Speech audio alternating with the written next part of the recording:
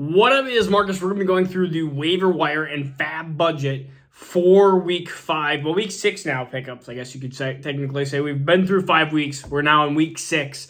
So, in fact, we're going to actually go through a player that I would spend your waiver priority or almost nearly all your FAAB budget here. We're going to be going through that here. Let's start at quarterbacks. Quarterbacks, again, we stream a lot of times these quarterbacks that are in this after, I would say, the first 4 or 5 quarterbacks taken off the board here. And Geno Smith is still available in a lot of different leagues here. His FAAB-wise, I'm only throwing a couple bucks at Geno Smith because there is a lot of variability with Geno. We still haven't seen it for a full season in his entire career. But here's a list of quarterbacks that are above Geno Smith in fantasy production this year so far. Josh Allen, of course, Lamar, Jalen Hurts, Patrick Mahomes, and Kyler Murray. The list ends at that. And so with that being said, I mean, Seattle's defense has been pretty bad and pretty horrendous, actually. And so Seattle's been a lot of high-scoring games. No Rashad Penny, which we're going to be talking about. And so they're going to be losing a ton of Kenneth Walker. And it's going to be a lot of Geno Smith with what he's been doing already. Tyler Lockett and DK Metcalf have been showing to be very useful weapons for Geno Smith, and he seems to be very comfortable in that offense. Any other quarterbacks would be Marcus Mariota. We talked a little bit about him just because of the rushing. Justin Fields, Jimmy Garoppolo are desperate. Like, if you are super flex and they're there, I mean, of course, they're probably gone, even if any starting quarterback's gone at that point. But if you're in like a 20-team league or something and you really need a quarterback, Jimmy Garoppolo or Justin Fields are definitely options there. Running backs, and this is where we are going to take that 100% or close to 100%. I mean, if you want to blow 90% of your FAAB, I've even seen reports from people saying 30, 40, 50, 60. If you want to do most of your budget, I'm talking 80, 90, or close to 100% of your FAAB budget on Kenneth Walker, I am 100% okay with that. You're not going to see these types of players where you're going to have a running back get hurt and you have immediate step in that is already, if not as talented as the starter or more talented than the starter. I mean, the only other situation that you could think of, actually, I'm trying to think if there's a situation I could think of. Honestly, this would be like if Melvin Gordon was a free agent and you had Javonte get hurt, like he did. But Melvin Gordon was taken in most leagues. Kenneth Walker, depending on what the field, it says 40% all the way up to 60% owned.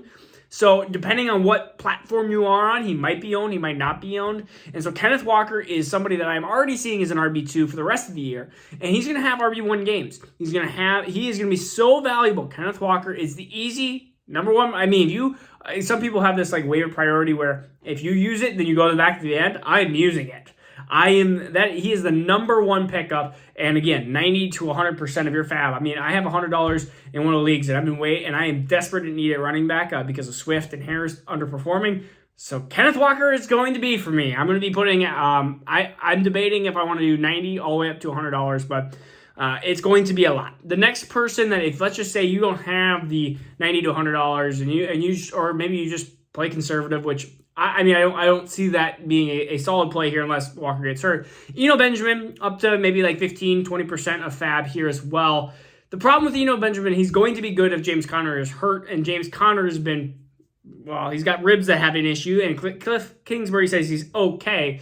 Again, it's a running back field that if Conner's back, then Benjamin, 15% is like the max. I'm probably more into that like $7 to $10 range, and every dollar is important. So 7 to 10% if you really need an RB fill-in. But if you could actually live like without having a running back this week, I mean, let's say you already have 2 running backs and no one's on a bye, and you're not going to use as your flex. I mean, I'm throwing $1 or $2, and I'm just saying, take him. I'm not putting that much money in. Just another person to know that some people might drop Mike Boone, or if there's other players that might be available. Like, these are some handcuffs to think about. So watch if Mike Boone gets cut since he had a bad game. But Rachaad White, Joshua Kelly, Jalen Warren are all pickups. Basically, they're all handcuffs to Fournette, Eckler, and Najee Harris. But in the order of, I would rather have, White is kind of a guy that might survive on his own. Joshua Kelly is a player, again, very big handcuff for Eckler, but he's also going to get his 10 to 12 touches potentially. I mean, this has been his best game, Joshua Kelly, of probably his career. So Jalen Warren, again, he is a just handcuff. These guys are getting sprinkled in some work. They're not startable unless the starters are hurt. A player that I want you to kind of steer away from when it comes to waiver wires is Khalil Shakir. I see a lot of people putting $5, $10 bids. Already discussed this with people. I mean, Isaiah McKenzie will be back or should be back. And if Isaiah McKenzie's back, I believe he takes that role back from Khalil Shakir. And so I understand that he's a 5th-round rookie, Khalil Shakir, and he could take that spot, but I am going to put my money on Isaiah McKenzie, who was just purely out because of concussion injuries. The receiver that I'm looking for, and it's a receiver I actually really liked, and I have him actually in the Dynasty Dads Football League for Dynasty, is Alec Pierce.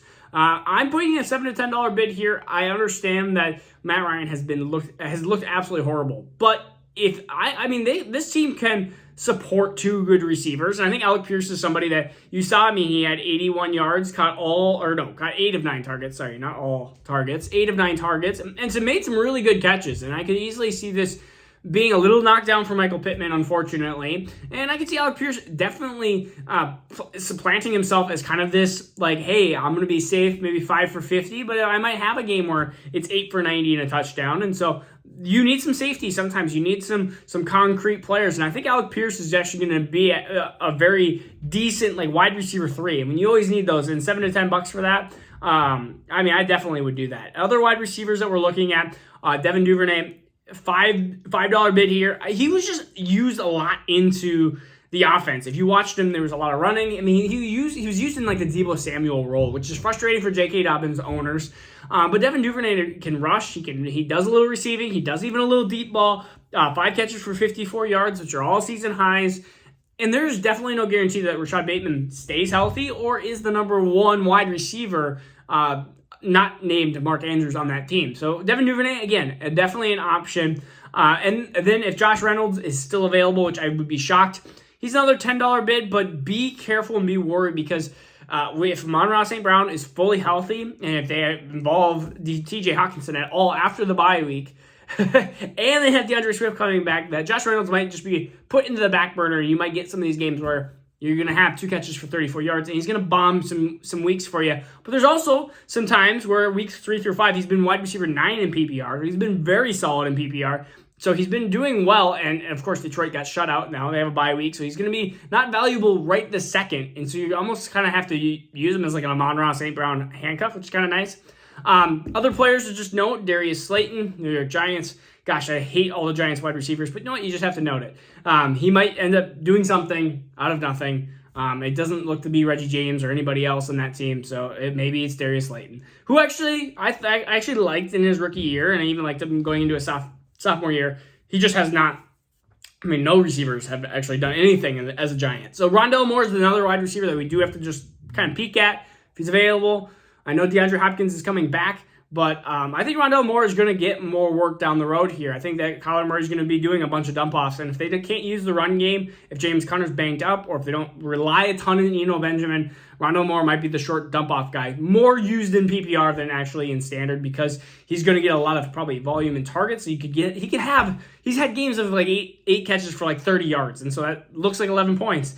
And it doesn't matter. You could have 2 catches for 90 yards, or you could have 8 catches for 30 yards, and they still count as 11 points in PPR.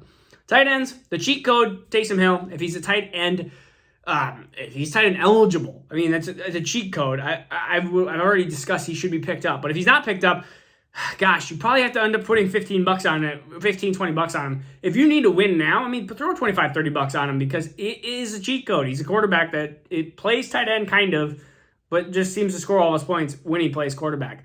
Anybody else? Evan Ingram, $1 bid.